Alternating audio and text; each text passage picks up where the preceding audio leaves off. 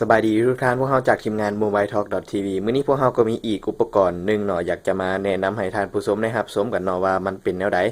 แล้วก็อยากอธิบายความสามารถมันเนาะว่ามันเป็นหยังมันคักแนวใดอย่างประมาณนี้ฉะนั้นแล้วก่อนเฮาสิเข้าไปเบิ่งตัวเครื่องความสามารถภายในเฮามาเบิ่งภายนอกกันก่อนเนาะว่ามันเป็นแนวใดแน่ตัวจุเริ่มต้นก็คือแม่นเอาหน้ากล้องมาเล่นนี่แหละเนาะก็คือมันจะเขียนเป็นเลข6เนาะน่าจะลิ้นมุกปินด้วยหนึ่งเป็นเลข9ก็อย่างก็ว่าไปเนาะแล้วก็มีโลโก้ของ Nexus ก็คือมันเป็น Nexus 6นั่นแหละรุ่นนี้เนาะแล้วก็จะมีสีตัวหูดำๆนี่หน่อยนึงก็คือเป็นบอกระบุว่ากล้องตัวนี้นี่เป็นสีมันสิว่าดำกับบ่ดำมันจะออกเป็นสีฟ้านี่หรอกตัวนี้นี่เป็น64กิกเนาะแล้วเบื้องนี้เป็นโลโก้ของ Motorola ก็ย้อนว่า Motorola เป็นคนผลิตฮาร์ดแวร์ให้เนาะตัวนี้ก็เป็น Android ก็ใช้ระบบปฏิบัติการ Android มันนั่นซะแล้วตัวนี้เราได้แกะกล่องเกียร์มาให้ละคือตัวนี้เป็นรูปหน้าตามันนั่นแหละว่าหน้าตามันสิเป็นคร่าวๆอย่างประมาณนี้เด้อเขียนใส่ Nexus 6ประมาณนี้มาเบิ่งก้นกล่องก็จะมีตัวเลข serial number อย่างของมันบ่แล้วก็มีชื่อรหัสรุ่นมันมีอย่างเป็นประมาณนี้ไปฉะนั้นแล้วโดยรวมก็บ่ได้มีหยังละเบิดเท่านี้เนาะฉะนั้นแล้วเฮามาแกะกล้องไปนํกันเลยเนาะว่าทางในนี่มีหยังแน่เวลาที่เฮาแกะกล้องขึ้นมาปั๊บเฮาก็สิเห็นตัวเครื่องก่อนเลยเนาะตัวเครื่องตัวนี้มีแต่ที่ได้บอกไปว่า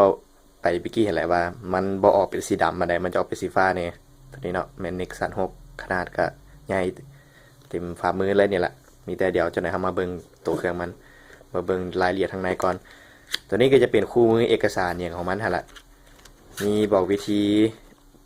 เสียบซิมจังไดเสียบซิมถาดซิมมันออกมาอย่างประมาณนี้นะก็จะเป็นวงมนประมาณนี้และอันนี้ก็จะเป็นคู่มือของมันว่าอันใดแบบใด NFC อยู่ตำแหน่งใดปุ่มเปิดปิดอย่างประมาณนี้แล้วก็เอกสารภายในก็จะเป็นตัวพวกวารันตี้อย่างประมาณนี้แหละอันนี้เนาะฉะนั้นแล้วก็มีแต่ปะไว้ก่อนเนาะเข้าไปเบิ่งอีกส่วนตัวต่อไปก่อนทางในตัวนี้มันนี่ตัวนี้ก็เป็นสาย USB 3.5 นี่คือเก่าก็บ่ได้มีอย่างที่แตกต่างจาก USB ของ Android ทั่วไปแต่ว่าจุดที่แตกต่างเนาะแมนตัวนี้ปกติแล้วนะแมนชาร์จเจอร์ปกติของเราสังเกตเนาะว่ารุ่นใหม่ๆเดี๋ยวนี้มันจะมีระบบเทอร์โบชาร์จเจอร์เนาะตัวนี้ก็ของ Motorola เองเนาะตัวนี้แถมมาให้เลยปกติต้องได้ซื้อแยกก็สิประมาณ400,000พุ่นละแต่ว่าตัวนี้ก็จะแถมมาให้เลยก็แมนซากไวกว่าเก่าประมาณเกือบ3เท่าพุ่นเด้ตัวนี้เนาะถือว่าตัวนี้สำคัญมีแต่ห้ามเฮ็ดเสียแล้วกันสำหรับผู้ใดที่ซื้อไปถือว่าเป็นอะแดปเตอร์ที่ดีหลายตัวนี้เนาะฉะนั้นแล้วกับเบิดเท่านี้เนาะสำหรับกล่องภายในแล้วก็นี่ตัวเครื่องฉะนั้นแล้วเฮามาเบิ่งตัวเครื่องก่อนเนาะว่าสิมันมีหยังคักแน่หยังจังไดอันนี้ตัวเครื่องเดี๋ยวเฮาสิมาก่อนสิเว้าเรื่องสเปคเอาแนะนำแต่ละภาคส่วนของตัวเครื่องก่อนเนาะว่ามันเป็นแนวใดมีแต่เฮาเริ่มต้นจากสังเกตเนาะว่าตัวนี้มันจะมีสปีกเกอร์อยู่ถึงอยู่ลุ่มเหมือนว่าปกติแล้วมันก็เป็นจังซี่อยู่แล้วเนาะแต่ว่าตัวนี้นี่จะเป็นเสียงประมาณว่าสปีกเกอร์นะมันใส่ทั้งตัวลุ่มแล้วก็ตัวเทิงนำเป็นคล้ายๆคือของพวก HTC Boom Sound เห็นบ่มันจะใส่2สปีกเกอร์ตัวนี้นะจะเป็นสเตอริโอประมาณนั้นนะแต่ว่าตัวนี้เป็นของ Motorola เฮ็ดก็ถือว่าเสียงนี้ถือว่านะครับคุณภาพดีหลายตัวนี้ก็จะมีเป็นกล้องหน้าอยู่นี่เนาะแล้วก็จะมีพวกเซ็นเซอร์อย่างของMotorola เลยเนาะฉะนั้นแล้วมาเบิ่งทางด้านข้างนี่ก่อนด้านข้างนี่มันก็มีแต่ปุ่มปิดเปิดเครื่องเอาเสียงขึ้นเสียงลงเนาะตัวนี้นี่มันจะเฮ็ดเป็นเพิ่นหยังก็เป็นคล้ายๆเป็นลายๆหน่อยนึงเห็นให้ประมาณว่าเฮาจับโทรศัพท์ขึ้นมามือรูปจังซี่นะมันเป็นแบบคือซ่าๆหั่นน่ะฮู้เลยว่าปุ่มนี้นี่เป็นปุ่มปิดเปิดเครื่องบ่แม่นปุ่มเอาเสียงขึ้นเสียงลงซี่นะเนาะแล้วก็ตัวอยู่เบื้องซ้ายมือนี่แม่นบ่มีหยังเลยอันนี้เนาะแม่นบ่ได้มีปุ่มหยังเลยอยู่ก้นมันก็จะเป็นบอนตัวชาร์จแบตเตอรี่หั่นแหละอะไรนี่ก็จะเป็นบอนใส่ซิมเฮานี่แหละนี่ก็เป็นหูฟังตัวขีดๆตัวพวกนี้ก็จะเป็นตัวเสื่อมของพวกอลูมิเนียมอย่างของมันนี่แหละตัวเครื่องนี้เป็นอลูมิเนียมเนาะจะบ่ได้เป็นแบบหยางเป็นสีคือยางบ่อย่างประมาณนั้นฉะนั้นแล้วเป็นอลูมิเนียมแท้ๆเนาะทั้งหลังนี่สังเกตว่ามันเห็นแต่กล้องเห็นว่าเห็นแต่กล้องแต่บ่เห็นแฟลชมันบ่มีแฟลชบ่ที่จริงแล้วมันจะใช้เป็น dual flash นี่มีน้อยๆอยู่นี่เนาะเป็นสีขาวๆนี่เป็นสีเหลืองๆแน่เนาะตัวนี้แหละตัวนี้นี่จะเป็นคล้ายๆประมาณว่าเป็นแฟลชที่กระเจ้าเอาเสื่องไว้อยู่ในนี่เพื่อเห็นในรูปทรงมันงามมันซ่าแล้วก็ปุ่ม Motorola รูปๆในนึงจะเป็นประมาณนี้ฉะนั้นแล้วตัวเครื่องก่อนหน้านี้ที่ได้รีวิวตัวMoto X ไปตัวปี2014นะ รูปทรงมันจะเป็นแบบสวยๆนิดนึงสังเกตเนาะว่าเห็นบ่มันจะเป็นเห็นบ่มันจะเป็นแบบเป็นคลื่นนะมันจะให้เฮาเวลาจับแล้วรู้สึกว่าเครื่องบ่ได้ใหญ่อย่างหลายประมาณนี้นะเนาะฉะนั้นแล้วก็อยู่ส่วนหัวนี่สังเกตเนาะส่วนหัวนี่จะใหญ่กว่าส่วนก้นมันนิดนึงมันจะเห็นเป็นประมาณว่าอันนี้โน้นขึ้นแล้วก็ค่อยๆจอยลงมาซะฉะนั้นแล้วอันนี้ก็ถือว่าเป็นเอกลักษณ์เนาะของ Moto X 2024แม่นถือว่าเป็นในลักษณะการดีไซน์คือกันแต่ว่าตัวนี้ Motorola มาเห็นให้ Nexus 6เนาะไม่เห็นให้ Google อันนั้นซะมันก็เลยออกหน้าตาคือกันเองเนาะฉะนั้นแล้วภาพรวมเนาะก็จะเป็นประมาณนี้สำหรับตัวเครื่องฉะนั้นแล้วเฮามาเปิดเบิ่งก่อนว่าทางในมีอีหยังแหน่จังได๋เนี่ยเนาะสำซาที่มันเปิดให้มันบูตเนาะก็มีแต่สิแนะนำก่อนเนาะว่าสเปคเครื่องเป็นแนวใดหน้าจอตัวนี้นะระยะตัวนี้นะแม่นหน้าจอ 5.96 กับไล่มันเป็น6นิ้วเลยซะเนาะก็คือมันถือว่าหน้าจอ6นิ้วพุ่นล่ะก็ถือว่าขนาดใหญ่ดีขนาดความละเอียดของพิกเซลของหน้าจอแม่น 1440 คูณให้ 2560 พิกเซล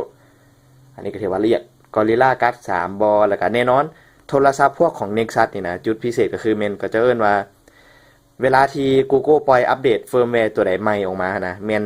มันจะได้รับไวๆนี่เลยซึ่งว่าเฮาหากับปล่อยอัน Marshmallow ไปวางที่แล้วนี่เนาะกะทิศนี่แม่นนี่แหละพวกตระกูล Nexus ทั้งหลายนี่แหละจะได้อัปเดตไปนํเนาะก็ถือว่าตัวนี้แหละคือจุดเด่นของพวกโทรศัพท์ Nexus ว่าซั่นซะแล้วก็เรื่องของCPU เนาะก็จะใช้เป็น Snapdragon 805เนาะตัวนี้บ่แม่นตัวที่เป็นตัวฮ้อนๆให้ได้โคลานกันเนาะนี่แต่เฮาสิสกิปไปก่อนเนาะเอาสิเอาให้เบิ่งแบบภาพรวมกันก่อนว่ามันเป็นแนวใด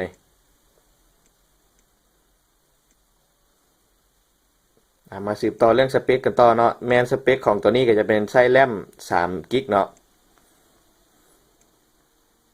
ตัวนี้ระบบที่ให้มาก็ยังเป็นตัว 5.0 อยู่ที่จริงแม่นเขาคันเฮาตอนนี้ก็คือว่าน่าจะได้อัปเดตไวๆนี่ตัวพวกนี้บ่มีปัญหาเนาะแล้วก็รองรับเรื่อง 4G อยู่ในบ้านเฮาแน่นอนเพราะว่าตัวนี้เป็นเขาเอิ้นหยังก็ตัวเป็นตัว Unlock Version หั่นนะมันก็เลยซัพพอร์ตหลายๆเครือข่ายมันซะวันนี้มาเบิ่งเรื่องของกล้องเอาตัวจุดเด่นที่เฮาจะฮู้ก่อนเนาะเรื่องกล้องนี่สังเกตเนาะกล้องนี้นะจะเป็น13ล้านพิกเซลตัวนี้นะ13ล้านพิกเซลซึ่งว่าตัวนี้นี่บ่ธรรมดาเนาะ13ล้านพิกเซลซึ่งมันมีระบบ OIS เนาะก็คือเป็นระบบกันสั่นนะเวลาถ่ายรูปถ่ายวิดีโออย่างนั้นมันมีเป็นฮาร์ดแวร์เนาะกันสั่นให้เฮาได้ฉะนั้นแล้วก็ถือว่าดีหลายเนาะเรื่องกล้องรุ่นไหนที่มีพวกระบบตัวนี้นำนะมันจะซอยในเรื่องของการกันสั่นนี้ได้ดีหลายแล้วก็วิดีโอนี่ก็แน่นอนว่าสามารถถ่ายเป็น 4K ได้แล้วก็กล้องหน้าตัวนี้2ล้านพิกเซลเนาะตัวนี้ก็บ่ได้วืบวับหยังหลายเดี๋ยวสิเปิดให้เบิ่ง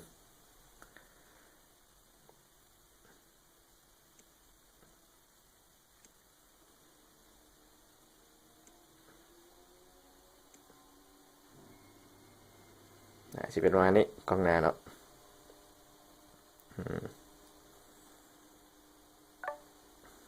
สิเป็นประมาณนี้ละฉะนั้นแล้วก็ถือว่ากล้องหน้าก็แบบ